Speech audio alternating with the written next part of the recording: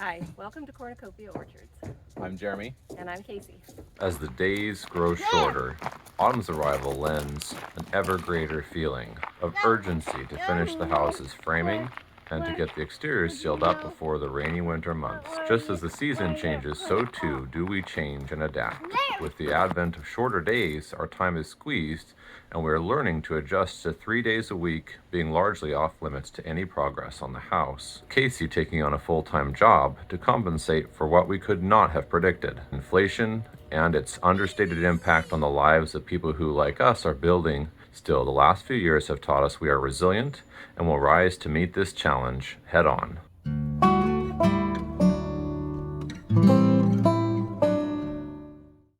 So this wall here divides the foyer, bathroom, and the stairs area from the kitchen on this side.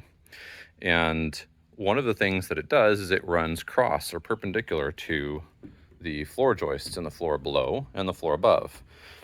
And if I took a measure for all of my joists, for all my studs, from the interior or the start of this wall's board, and then ran it 16 on center, you are not going to be stacking. If I did that, you aren't stacking the weight of the floor joists above, and you're not lining up with the floor joists below, because the floor is 16 on center from the outside wall. So if you drop your tape right there and pull it, and then you get your first, what looks to be not enough space, but your first on center, and obviously there's a board at the edge to tie it into the wall, then that's going to line up with the studs roughly below, and for sure in the floor above it lines up perfectly.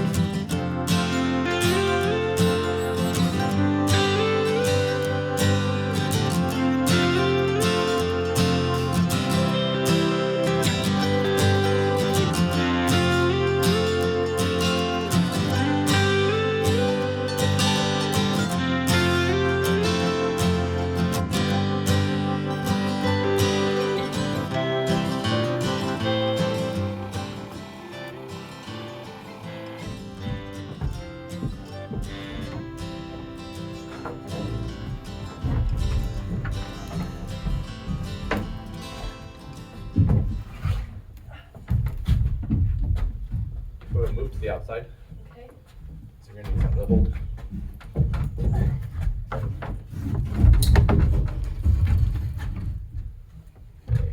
Okay. So funny, as the walls go up, this house seems tinier and tinier. Like it looks enormous until the walls start going up, and I'm like, oh, tiny.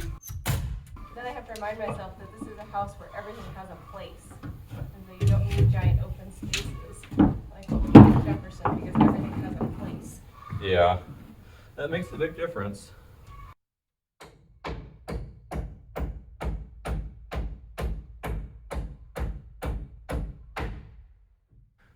So I'm working the layout of the interior. Most of it's already done, but I'm confirming it as I work on the interior walls and transfer it from my rough sketch on the floor onto the sole plates for each of the walls.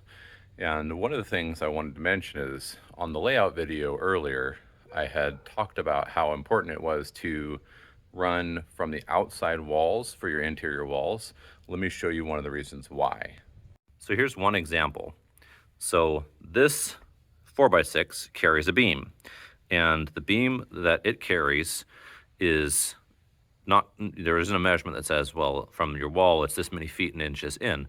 What I have is my on centers for the floor joists going from the rim joist, which is on the very outside of the wall, stacked over top of the 2x6 exterior walls.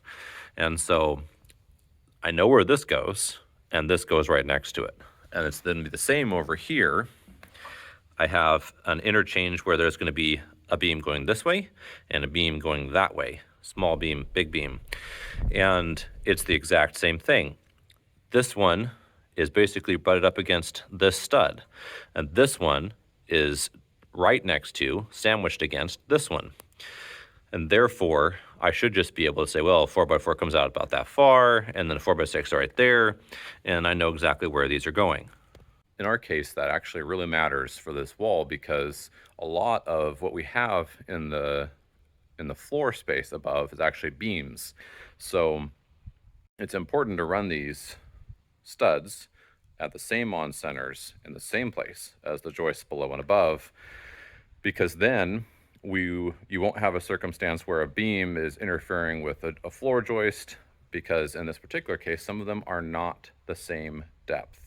They're either flush bottom or flush top. They're not necessarily the exact same depth as the floor joists. Today we are weaning the piglets officially from their mom.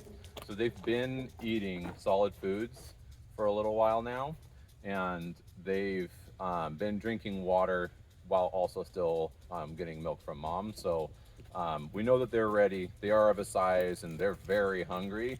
So their mom can't get any food right now, so. Yeah, so we're ready to wean them off.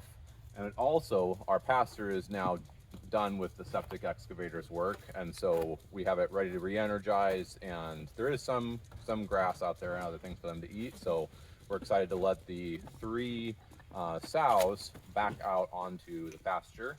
And the boar we're going to keep separate because we don't want him breeding them. We are trying to sell at least 2 of the sows before the winter, and hopefully most of the piglets. But if not, then we'll probably send the 2 sows to butcher and keep maybe the 1 sow and the boar, or maybe sell them and then keep the piglets. We haven't 100% decided, but today We're just going to move the piglets. Yeah. So we have a carrier, big dog carrier. We have used to move pigs, goats. Basically, it's great for moving small animals in general. So we're going to load that up with the piglets and then move them over. We're going to try and separate out the mom first so she doesn't worry about it. And then once they're moved, we'll let the mom and the other 2 sows out. Okay, sounds like a plan. Yeah.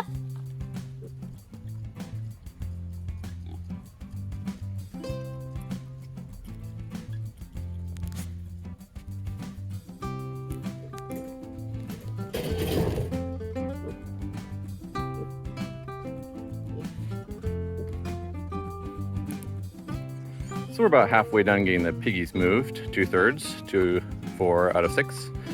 And we are just using this. So Mama is too smart. She knows somehow what's happening, and she did not want to come out of her pen over there. She's sticking her head out there by the watering trough. And so instead, I just put some feed into the carrier. Piglets came out, got into the carrier 2 at a time, closed it up, brought them out. Mom's objecting a little bit, but she has not caused me a problem yet. This is how we transport the piggies, little guys. So they'll reel them in with some food if they can. These 2 were very scared and the most timid of their little litter. The other 4 came in willingly. So these guys I had to catch. Got them to come out for some squash, and Mama was hanging behind, so got Mama separated. Now we're gonna get them in.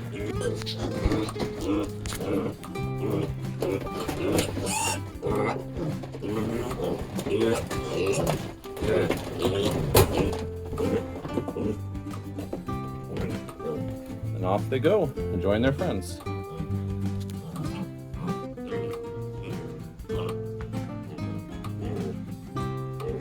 They're very skittish, but they know me well enough to know that even though I just torture them and move them from Mama, that they are going to be fine, and they are hungry and thirsty.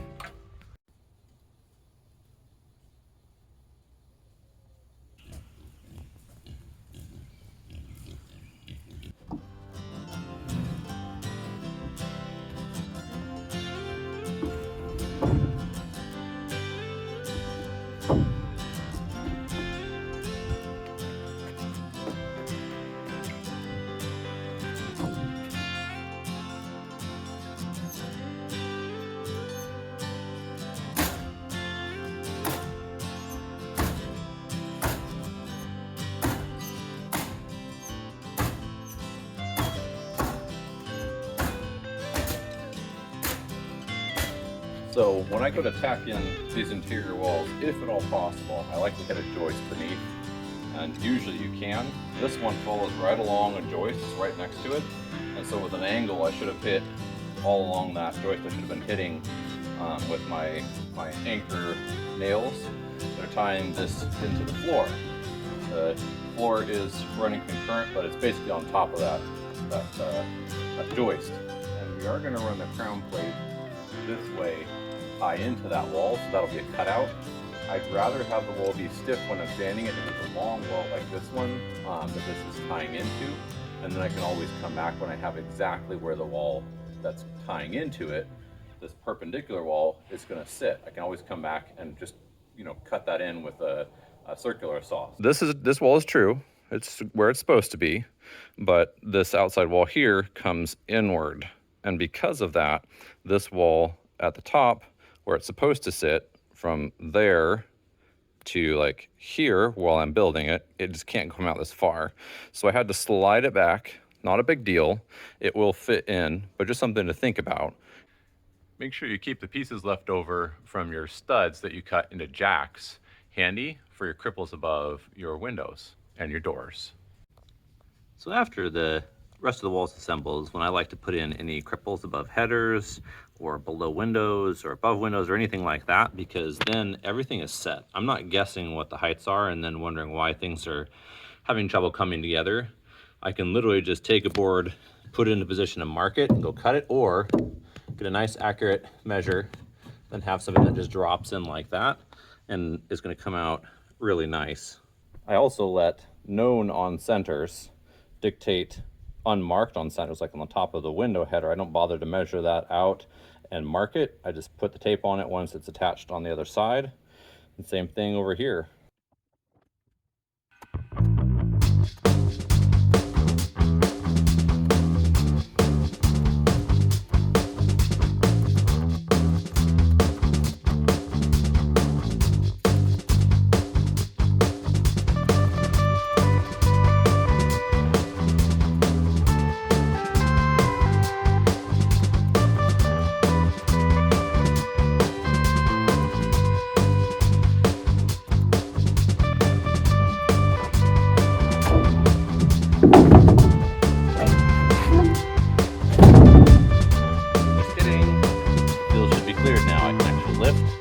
On the walls that's going to get in the way. Let's see how it goes.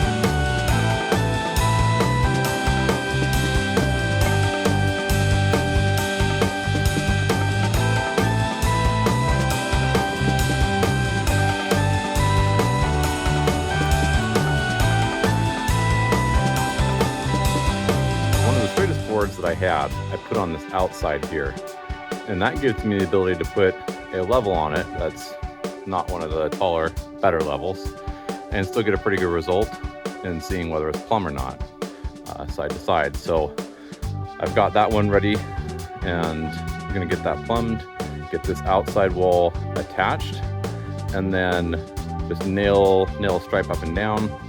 On this side, this is one of the locations we're waiting for a 4x6.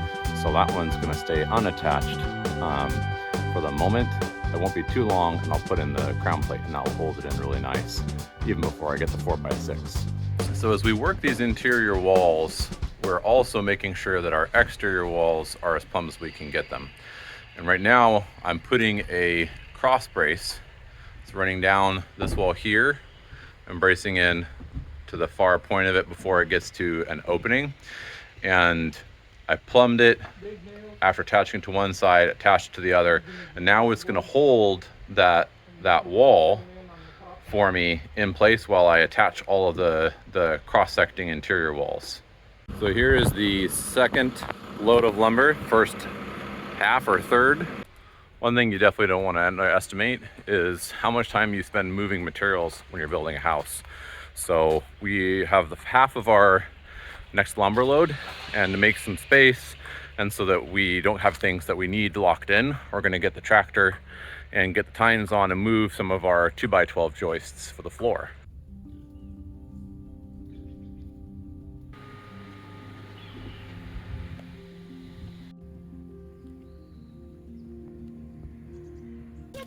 Piece of board. This board, how about this? Ooh. Let's catch this banana. Oh, don't touch him, he's slimy. Well, how can we get slimy? Let's put him somewhere here while he'll be set. So we got some of our lumber yesterday. None of the laminated lumber, so none of the LVLs. We did get the PSLs, but the majority of what we need is the LVLs, the glue lam beams. So we're going to be working on the joists today. In spite of that, we can only get so far on this side of the house. The longer runs come off of this uphill side of the house and head down towards the wall that goes across the full length of the center of the building.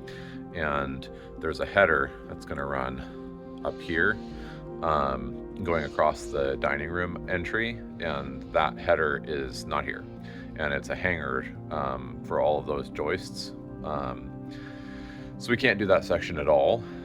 So this is just an example of the offset. So this wall is kind of the center point of the joists for the floor, for the second floor. So from here, it shoots out across, and then it's gonna header onto that dining room header. And that section is 16 on center. And from the other side, going this way behind me, over the office, the foyer, the bathroom, it's offset. So they'll join and butt up against each other. That one going that way, this one coming this way. And just getting all the layout done so that we get them all in the right spot. And it's gratifying that this project is starting to feel less like remodel work, where I'm making things fit with stuff that is wrong, and more like the way things should be.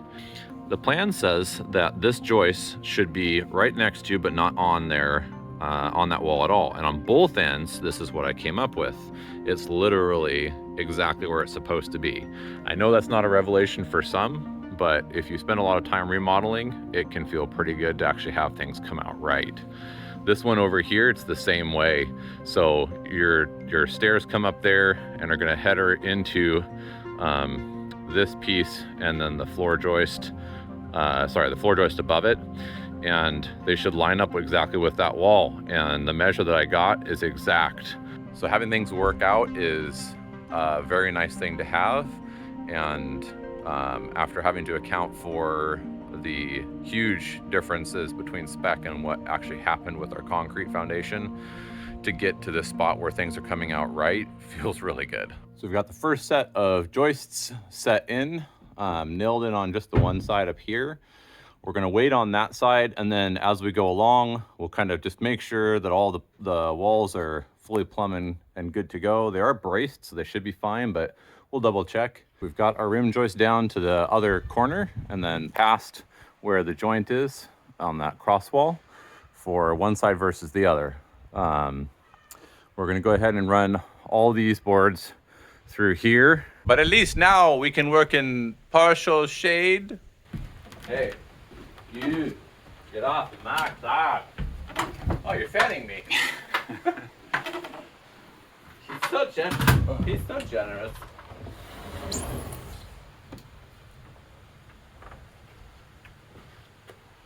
I blame parents, but he hasn't got 'em.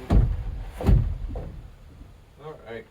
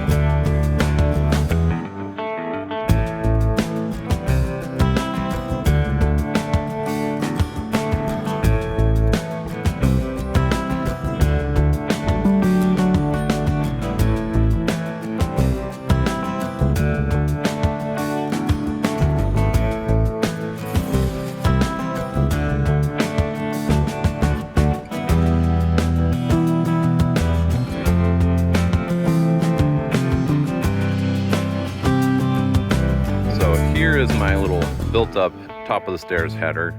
I think the plans are only saying I needed one board, but I went ahead and gave it a second. It's really nice and solid with that.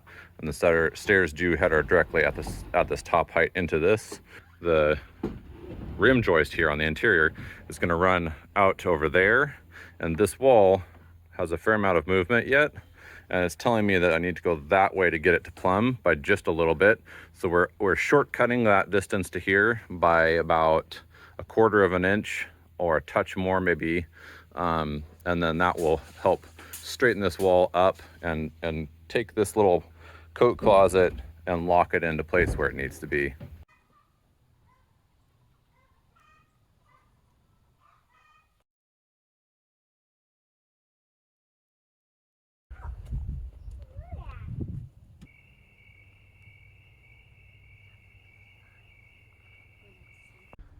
Thank you for joining us on our family's farm journey. See you next time.